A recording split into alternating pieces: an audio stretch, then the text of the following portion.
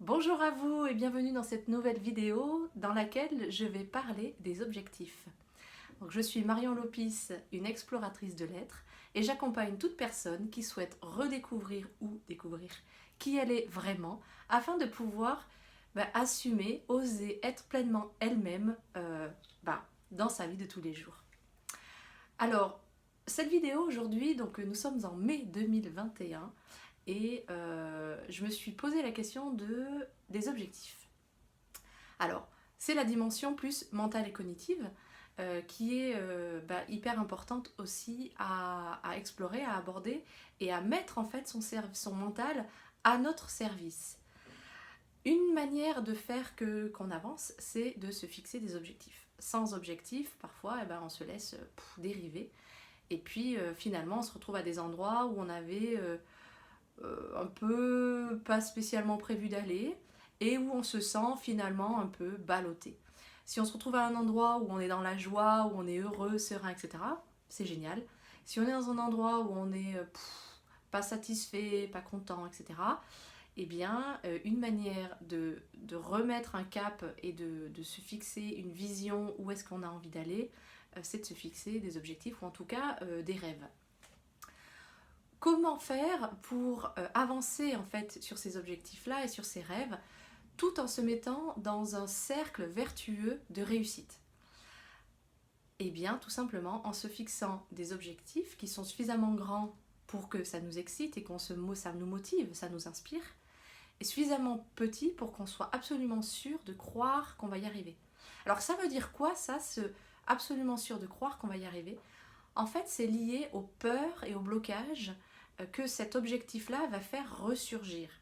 C'est-à-dire que quand on a un objectif qu'on se fixe, donc qui est suffisamment grand pour nous motiver et nous inspirer, on va en fait potentiellement se retrouver en présence de peurs et de blocages qui vont émerger au fur et à mesure de mon avancée vers cet objectif. Alors je vous donne un exemple pour que ce soit beaucoup plus concret. J'avais un objectif et une envie, c'était même presque un rêve, de partir 6 mois en Thaïlande pour travailler dans une association locale d'aide aux populations. Le truc, c'est que ça, donc c'était vraiment une inspiration très forte intérieure. Sauf que quand j'ai commencé à me dire je vais faire ça, là j'ai toutes mes peurs qui sont montées. Première peur, à l'époque, donc c'était il y a 8-9 ans, j'avais peur de prendre l'avion toute seule pour un projet personnel. Alors j'avais aucun souci pour prendre l'avion dans un cadre professionnel, mais prendre l'avion seule pour un projet personnel, c'était un peu plus compliqué.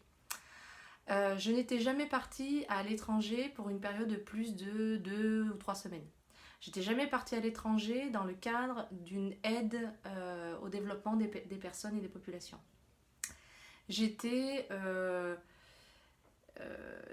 j'étais dans l'inconfort de parler à des nouvelles personnes. J'étais très introvertie.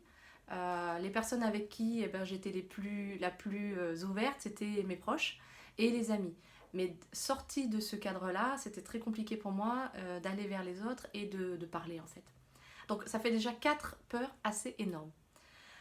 Là, qu'est-ce qui s'est passé si je me fixe, si j'essaye direct de partir sur ces 6 mois en Thaïlande, etc., la peur, elle est tellement grande qu'elle me statufie. En gros, je me retrouve bloquée sur place. Et donc, je me retrouve avec la petite voix intérieure qui me dit « mais t'y arriveras pas, c'est n'importe quoi ». Et toutes mes pensées, mes peurs qui montent, qui montent, qui montent. Donc là, je les ai vues en lumière. Elles étaient tellement, tellement, tellement grandes pour moi que c'était trop, trop, trop dur, trop compliqué. Et donc, je me suis mis presque en situation d'échec par rapport à cet objectif-là. Donc, qu'est-ce qui s'est passé dans ma vie? C'est que je me suis fixé des petits objectifs intermédiaires qui m'ont permis, en fait, chaque petit objectif intermédiaire m'a permis de décaler un peu ma zone de confort et d'aborder, de libérer, ou moi j'appelle ça transmuter, c'est-à-dire de transformer la peur, une de mes peurs, en certitude que j'allais y arriver. Donc première, et en fait c'est ça, je vous le transmets vraiment de manière authentique, honnête, c'est-à-dire que j'avais pas vu à l'époque ce que j'étais en train de faire. C'est-à-dire que pour moi, ça a été, entre guillemets, les choses se sont présentées comme telles. Mais avec le recul, je me suis rendu compte que ces petits objectifs, que en soi je ne m'étais pas fixé, elles ont permis d'arriver là où j'en suis aujourd'hui. Donc c'est pour ça qu'avec le recul, je peux décortiquer en fait ce qui s'est passé et vous donner cette clé qui est fantastique. Donc la première chose que j'ai faite, c'est que tout simplement, je me suis organisée un week-end de 2 jours en France, à Nantes. Donc moi je suis à Nice, à Nantes, et avec des personnes que je ne connaissais pas et qui étaient dans le milieu associatif et qui organisaient en fait des séjours à l'étranger. Donc ça vous donne un peu une idée que, j'ai déjà pris l'avion seul pour un projet personnel. Je peux vous dire que quand j'ai mis les pieds dans l'avion, j'avais une petite appréhension personnelle. Et en fait, il y a quelque chose qui s'est passé parce que j'étais sûre que je pouvais y arriver. C'était suffisamment petit pour que je sois sûre que j'y arrive. En fait, ce qui s'est passé, c'est que quand je suis montée dans l'avion et je me suis rappelé pourquoi je faisais ça, pourquoi j'étais là dans cet avion avec cette petite appréhension, j'ai quelque chose en moi qui s'est débloqué et j'ai commencé à me dire, mais je suis en train de décaler ma zone de confort, je suis en train d'avancer avec un pas, je suis en train d'avancer vers mon rêve. Et ce qui s'est passé, c'est quand j'ai atterri à Nantes, j'ai ressenti à l'intérieur de moi une sensation de liberté et de joie tellement intense qu'en fait, quand je suis arrivée sur place, que je ne connaissais personne et que j'arrivais dans un environnement vraiment différent, j'étais dans une telle joie que la peur de justement rentrer en contact avec personne s'est complètement évanouie à ce moment-là. Et en fait, je me suis directement connectée avec les personnes qui après m'ont permis de partir au Cambodge 2 semaines. Et ça qui est assez impressionnant, c'est que je suis partie donc ensuite, donc deuxième peur, 2 semaines au Cambodge.